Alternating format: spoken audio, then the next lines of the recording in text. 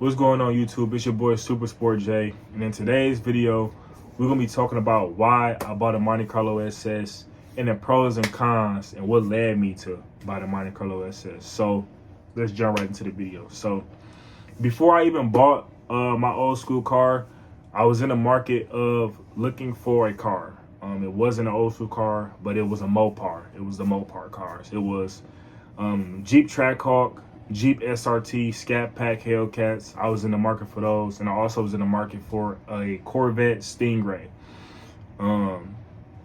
But I didn't get any of those, and that's what led me to buy the Monte Carlo SS. So before I bought the Monte Carlo SS, as I stated before, I was looking at Mopars, and my dream truck is a TRX or a Trackhawk. Now, I was looking at the Trackhawks, and at the time I was like 22, 23, and I couldn't afford a $80,000 to $100,000 car. I couldn't afford it at all. So I tried to settle down and go look at the SRT Jeeps. Looking at these Jeeps, I knew it wasn't worth it because there was so many of them, but they all had high mileage and high dollar amount, which wasn't worth it. And they also, a lot of them also had like savage titles, like companies that go buy the car from Copart, fix them up and try to sell them, you know. So it just wasn't worth it. Looking down back, I'm glad I didn't buy, you know, the SRT Jeep or, you know, the Scat Packs, or even the Stingray. I did go look at a Dodge Scat Pack. Slim body was like a 2019. It was like $30,000 or $40,000. It was 30,000, between 30,000 and 40,000 miles, and it was like at the time the price was like 40,000 for the car. So I went to go look at it, and I kind of just waited too late. I think if I, you know, I wasn't in a rush to buy no car, so that's why I didn't kind of buy it, because I wasn't in a rush. It wasn't like a need that I need to buy a car. It was just a want. I wanted to buy a car, and I went to go look at it, and then I think the next day somebody bought it, so that was off the market. And then the last car that I was looking at buying was a Corvette Stingray. You can get these cars relatively cheap, and for a good, you can get them relatively cheap, and they have a decent amount of mileage. It won't be like overboard. So I went to go look at a Stingray. It was like a 2017, had like 30,000 miles on it, and wanted like 39,000, 49,000 for it. So I didn't buy that because it was manual. I don't know how to drive manual, and I didn't want to burn the clutch up trying to learn how to drive manual on a Corvette. So that was out the window.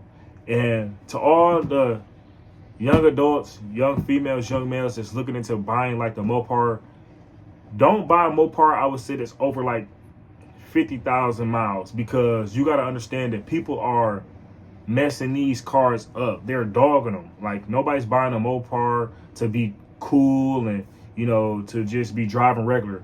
They're spinning these at the shows. They're driving fast. They're literally, you know, giving the car all it can give. So be careful when buying those, and just make sure if you're going to buy a Mopar to have like a good mechanic with you that knows ins and outs about a car. They can tell you if you're buying the right car or not. So after months pass, me and my dad was talking, and my dad always been into old school cars since he was in high school. He always had old school cars. These were the popular cars when he was around. So he had one when he was in high school, and me and was just kind of talking about it, and he was like, why don't you get an old school? I'm like, yeah, man, you kind of right. Like, I should get an old school, but I just didn't want any ordinary old school. I like G bodies. I'll forever be a G body guy. I like Monte Carlos. I like Malibus. I like Grand Nationals. I like Cutlasses. I'm just a G body guy. So I knew if I was going to go get an old school, it was going to be a G body. It wasn't going to be nothing else. So I was in the market. I'm looking. Several months going past, and I went to look at the Monte Carlo SS. But before I went to go look at that, I was talking to somebody that had a Oldsmobile Cutlass, and it was LS, but it was ran by carbureted, wasn't fuel injected. So I passed up on it just because it wasn't fuel injected. I didn't want to deal with no carburetor at all. Even though carburetor is not bad, they're easy to tune and fix if you know your way around your cars. But I just want to fuel inject it. I just want to start the car up. I didn't want to have to pump the gas, pump the brake, and play with it. Just turn the key and then go on. So this will led me to buy the Monte Carlo SS. Me and my dad, I contacted the dude who had the car. I set up a time to go look at it, and went to go look at it. And man, I knew when I seen the car, I knew it was like, this might be the car that I might buy. So the guy gave us a test drive in the car, spent the tires, dogging it, taking it around corners just to show how the car handled and showing that it can withstand, the way you drive it. So we come back from the drive, and me and my dad go to the car. So my dad like, you like it? And I'm like, yeah, I like it. You know what I'm saying? We kind of just going back and forth on what the game plan is and what I should offer him. So I'm not gonna say how much I offer him, but we went back to the guy. I asked him how much he wanted for the car and everything, see if he was just gonna come down, and I got his number. So my dad called him first and kind of threw an offer at him, and he didn't bite on the offer. So the next day, I called him. I was like, I'm gonna call him, Pops, to see if I could throw one more offer in and see if he bites it. So I threw another offer at him, and he took it. So took it. What came with the offer was he had to take his wheels off on the car. So when y'all see the Monte Carlo on those wheels, those weren't the original wheels that he had on the car. He had some Foose wheels on the car. But I went to the junkyard and got some roller wheels because his deal was I throw him the offer with the price, but he get to keep his wheels. So that was fine with me. So we did that. So now I got the car and I own the car. So we're gonna talk about the pros and cons of having a older car. And I think there's always going to be more pros with the car, but there are some cons that come with the car as well. So anything you buy, there's going to be pros and cons. So one of the pro, what I say, is you own the car. If you can afford, putting a down payment down on the Trackhawk, Hellcat, SRTG, Scat Pack, you can afford an old school car. They are getting more pricey, but I see a lot of young adults, like around my age, putting $10,000 down, putting $20,000 down for a Mopar, when you can go put that money down. Well, not even put it down, where you can go buy that old school car for that price, and it be yours. You don't own no bank. You don't got to pay them every month because you took out a loan for this car. No, you own the car, clear right out. It's your car. You can do whatever you want with the car. Along with that is you don't pay car insurance every month. When you got an older car, at least in where the state I'm in, you pay car insurance once a year. You pay it once a year. Depending on who you go through, you pay the car insurance once a year. So that's a very much pro, because you don't have to deal with paying something every month. It's once a year you pay it. You not even gotta worry about it to the next year. So that is a plus. When you register the car and you get your license plates and stuff, that's a pro, because I'm not sure what everybody's states and stuff, but the state I live in, you only have to pay once a year as well. No, not even once a year. You only have to pay one time. Depending on what license plate you get. If you get a certain license plate, you only have to pay a one-time fee. You don't have to pay it again. So that's a pro. So you saving money, paying a one-time fee, paying a fee every year, and you own the car. You saving money right there. You know what I'm saying? With a Scat Pack or a Hellcat or any of these Mopars, you got to pay the insurance every month. You got to pay the car note every month. And you got to pay the registration fee for the car every year. So you saving money just right there.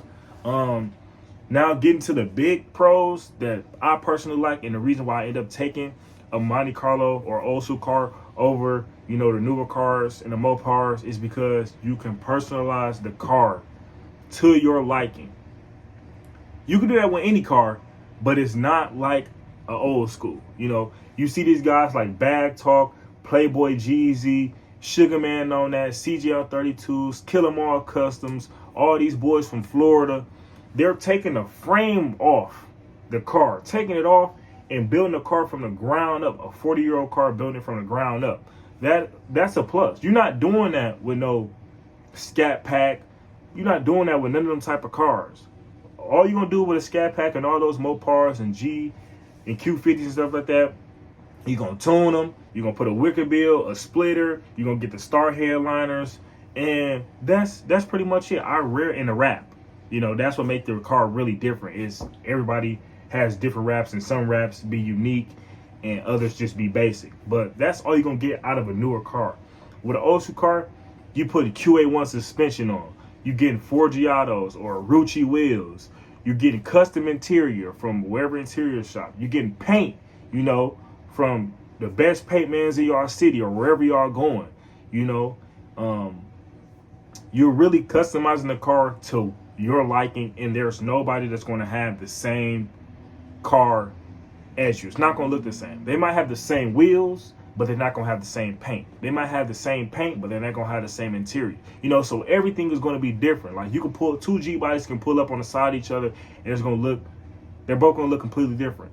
Some people don't like the big wheels and all that. Some people rather restore the car and keep it original, you know, the factory look. So that's a pro about being in this game, and that's what I like it, because it's so versatile and so unique.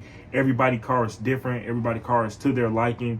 So that's what made me also get this car, because you don't see a lot of young adults my age in this type of game. This game is for the big boys. This game is for the ones, the older gentlemen, and you know, and the older ladies that's in this game.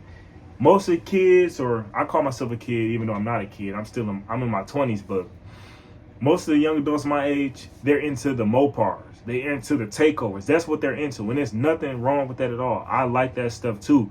But it's just, I feel like it's oversaturated, and that's all us young adults or us black males or even some Caucasians are known for, is driving fast, having, you know, these Q50s or these Mopars and doing takeovers. Like, it kind of gives us like a bad reputation, I can say. So it's good to be different, man. I encourage anybody who has enough money and doesn't mind a process and doesn't get frustrated and has patience to get into the old school car game, because it's fun, you know. And some of these cars are faster, way faster than these Hellcats and these Trackhawks, you know. Look at Bag Talk engine from Wagner.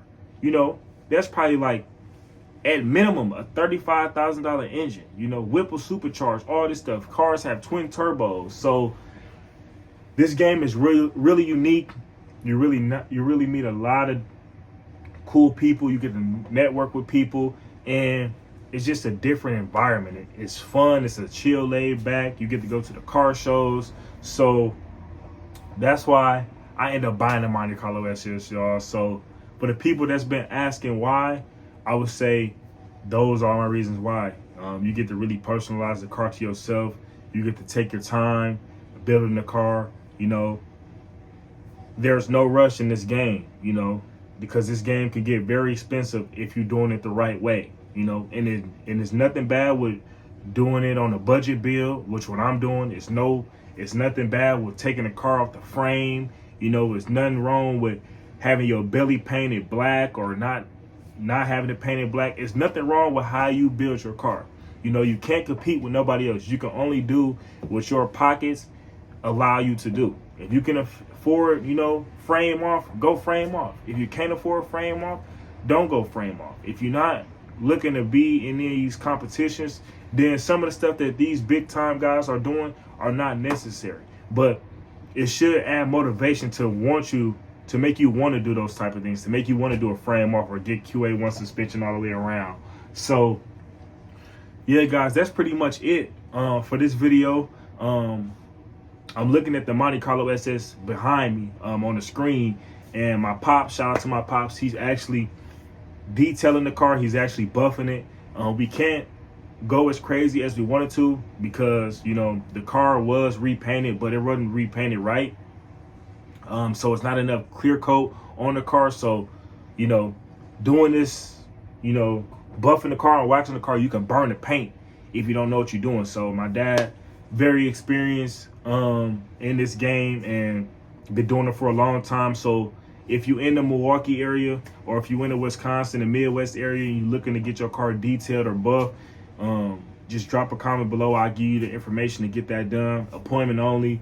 I can show you some of the cars that my pops has done if y'all interested. I do help him out too, so you know, we do it from time to time when we have time to do it. So all the guys who's in the Midwest, or all the guys that's in Wisconsin that's watching this, and you trying to get car show ready, we do got a package for the car shows. So your car gonna look like glass, man. So I'm gonna go into the shop and I'm gonna let y'all see the car and let y'all see the side that he started. But yeah, that's pretty much it. Also, I did order my wheels from Rucci. It's been 2 weeks now, so hopefully next week they'll be here, or the week after they'll be here. I'm excited for those to come, and then we pretty much done. I got to do some little stuff to the engine bay. All right, y'all, so here's the car. Don't mind the mess, but I think my pops started on, oh yeah, you can see he's not done, but he did start it on the driver's side. You can see, man, you see that reflection? I don't think this car has ever been buffed or waxed in a long time, so it's good that we doing it. But yeah, man, that thing is gonna look like glass when we're done. There's also gonna be some imperfections as well, just because the car is 40 years old. So you will see, you know, some imperfections. Everything won't be perfect, but it's gonna look dang good, man. Also the interior, you know, clean. This car is just, man, this car is bad. So yeah, y'all, that's the end of the video. I'll show y'all once he's done with the whole car. That's the end of the video. I appreciate y'all. Make sure y'all like, comment, subscribe, and I'll see y'all in the next one. Peace out.